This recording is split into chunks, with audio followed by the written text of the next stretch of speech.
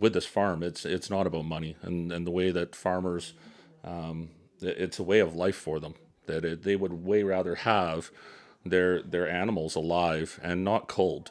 I just want to say I'm so excited to be here to support Katie and the family here, and to do everything I can as well to support saving these beautiful birds.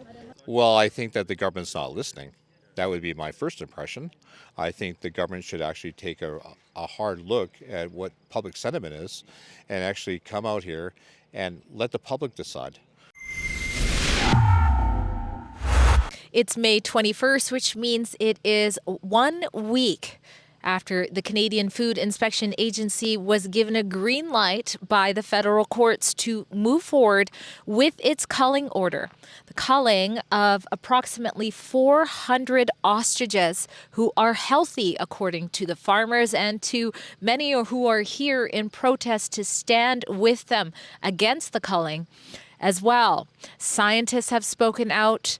The public has spoken out, and politicians as well, all saying that they don't believe the culling is necessary, especially since it was initially ordered back in December and it's May, and these birds are not used for human consumption, but rather to further groundbreaking research that is attacking the very virus that the CFIA says it has to kill these birds for.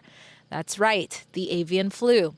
I'm Drea Humphrey reporting from the grounds of Universal Ostrich Farms, where I am camping out with others to make sure I am embedded in this story to be your eyes and ears. And today I bring you an interview with 3 local and nearby members of the Legislative Assembly who have come here with their boots on the ground to go ahead and voice their concerns for this cull moving forward. Before I get to those interviews, I just want to say to people who don't know the ins and outs of the story, we have a special website called SaveTheOstriches.com.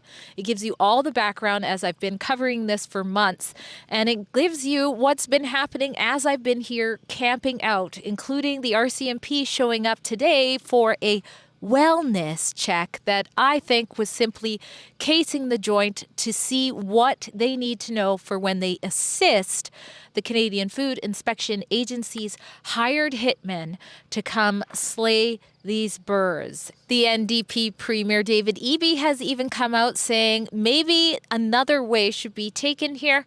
But there have been some members of the Legislative Assembly who have actually gotten their boots on the ground to say that they hear the farmers' plight and they also think another path should be taken.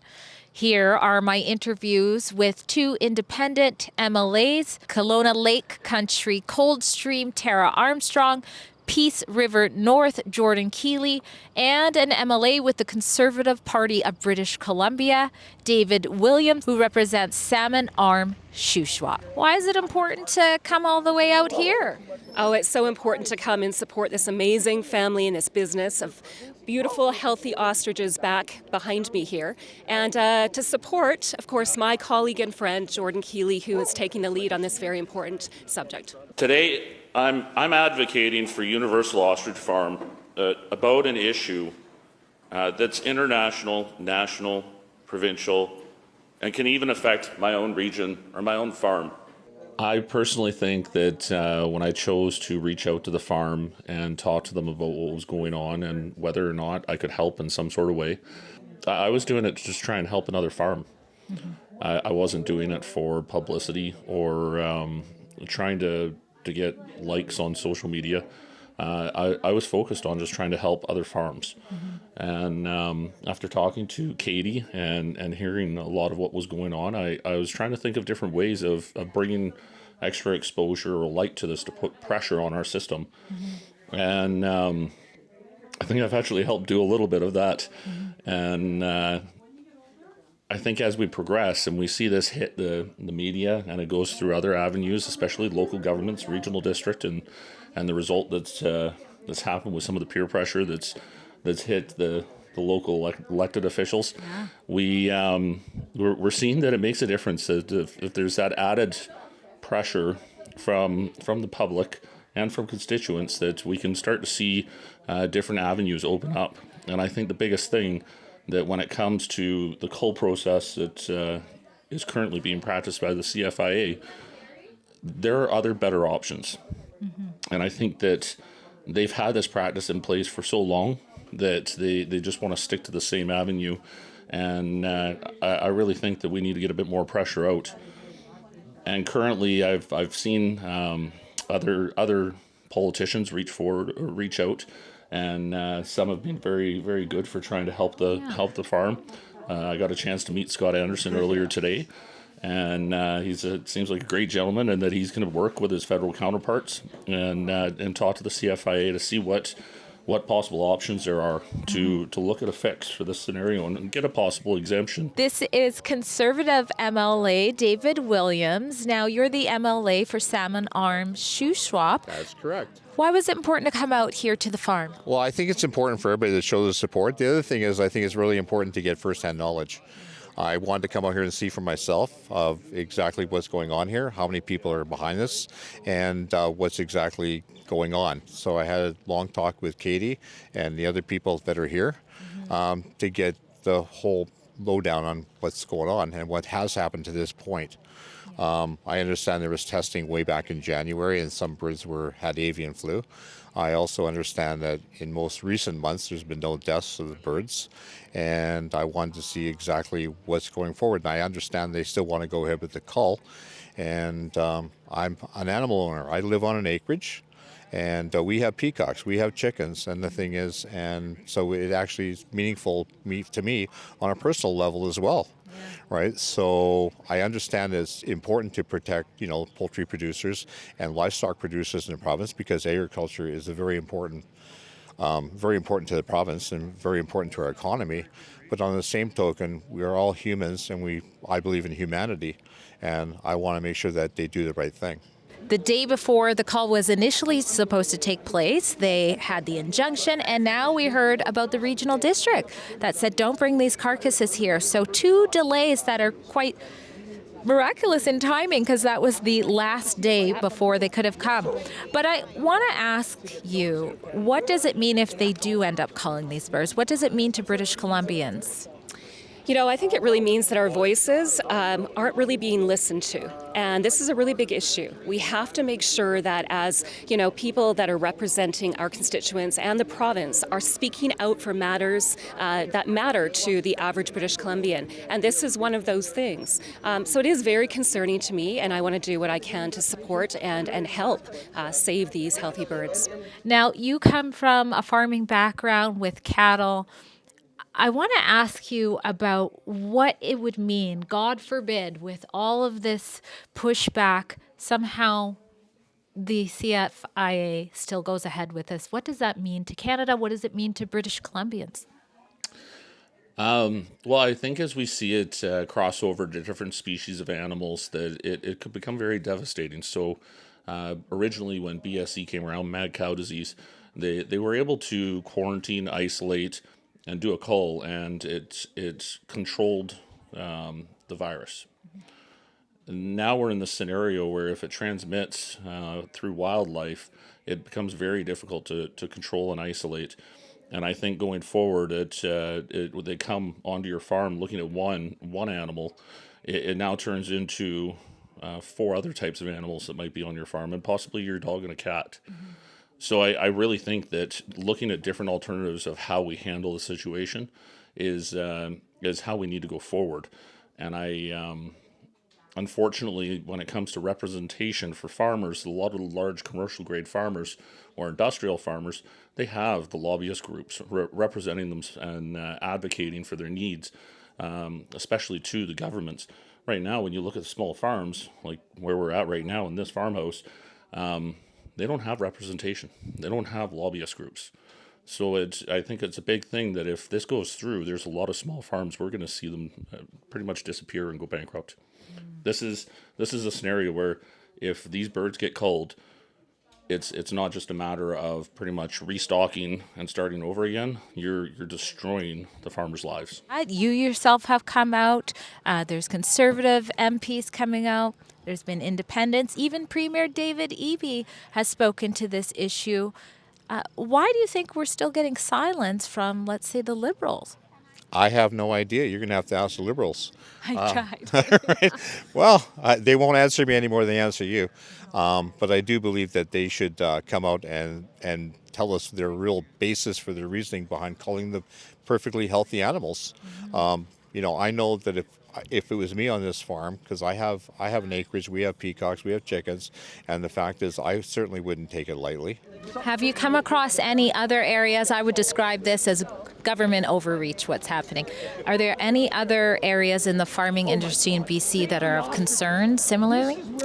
I think there's a lot of concerns, to be honest, right? And we know that these birds are very closely tied to, some possible breakthroughs in terms of their natural immunity to the avian flu. So I think we have to look at that and we have to ask the question, why is it such an initiative for the CFIA to cull healthy birds? And how long are you staying? This is your second time here at the farm, I think. So how long are you here right now? So I came here straight from the legislature, and I wanted to be able to get an update. I'll be here tomorrow, and then I'm going to be returning back home to my constituency. And I've got a lot of catching up when it comes to handling the case files and catching up with my offices. And then I've got my own farm that my wife has a long list of chores that I've got to catch up on there as well. And then after that, we'll be back to the legislature for 1 week, and then we'll be going on to our summer break. Now you've come out, you've spoken to the farmers, you've seen the birds. We're just past here. This is where the cutoff is for the quarantine zone. What is your overall impression now that you've come and sort of been present here? Well, my overall impression is that people here care deeply, and I believe that most people here want to do the right thing. I don't think they're against having the animals tested again. And from what I can see of the ostriches that are right in front of us here, I don't see any kind of sign of any kind of sickness, and they seem perfectly healthy to me. But again, I'm not a vet. I just want to say I'm so excited to be here to support Katie and the family here, and to do everything I can as well to support saving these beautiful birds. Is this a unifying issue for you guys in the legislature? Because I see Premier David Eby has also come out and said maybe they went a little too far here. Any thoughts on his comments? Well, let's hope so. I mean, that's what we're all here to do, is we're here to work together to take issues that matter to British Columbians forward. And I just hope that there's something we can do that brings it all together and maybe makes everybody work together to, again, save healthy birds from slaughter. One thing I do have to add about with the local government and the regional district, a lot of people don't realize how much work goes into being a regional director. I previously did that for 2 years. And I just want to give a big shout out for what they did. That it's not always easy to stand your ground trying to figure out a way to work around that they're covered by the province in so many different ways. And that was one of the things I was also going to see is that depending on how that scenario worked out, if there was something that I could try and help advocate for provincially as well too. But I think it's great the way that it's worked out so far. And we'll just keep on pushing. And I'm really hoping at the federal level that Scott Anderson can work some magic and we can get that exemption. Birds, as the owners say, are worth more alive than dead, in particular because of the research that their robust antibodies in their eggs are being used for. What would you say if the culling goes through and there has been this sort of unified pushback from the public, from politicians, from the farmers, and scientists are also saying no about to this? What does that mean? How do the public have faith moving forward in an agency like the Canadian Food Inspection Agency? Well, I think that the government's not listening. That would be my first impression. I think the government should actually take a hard look at what public sentiment is and actually come out here and let the public decide. I think that having independent testing, and I believe that, like having as many minds working on the project, I think this being a research facility certainly wouldn't be a bad idea neither, right? I'm sure the logistics behind that probably is not possible, but I certainly think it's worth exploring. And I hope the federal government looks very carefully at appropriate compensation to ensure they're made whole, and not that can fill in for the massive loss that they've seen. So yeah, he's saying it seems like there's a little overreach. He didn't use those words, but hey, hopefully they get compensated. Now, you did a video about that. We'll show a little bit about that. But first, why was it important to do that? Well, first of all, when I heard him say that, it made me very mad. That it also made me think about the fact that he's a lawyer, and most of the time that's all they think about is money. With this farm, it's not about money, and the way that farmers, it's a way of life for them. That they would way rather have their animals alive and not culled. So to hear a leader of a province focus primarily just on a money topic, where that isn't the concern that the farmers have right now, is that they want their animals to not be culled, and for the government to advocate on their behalf to the feds.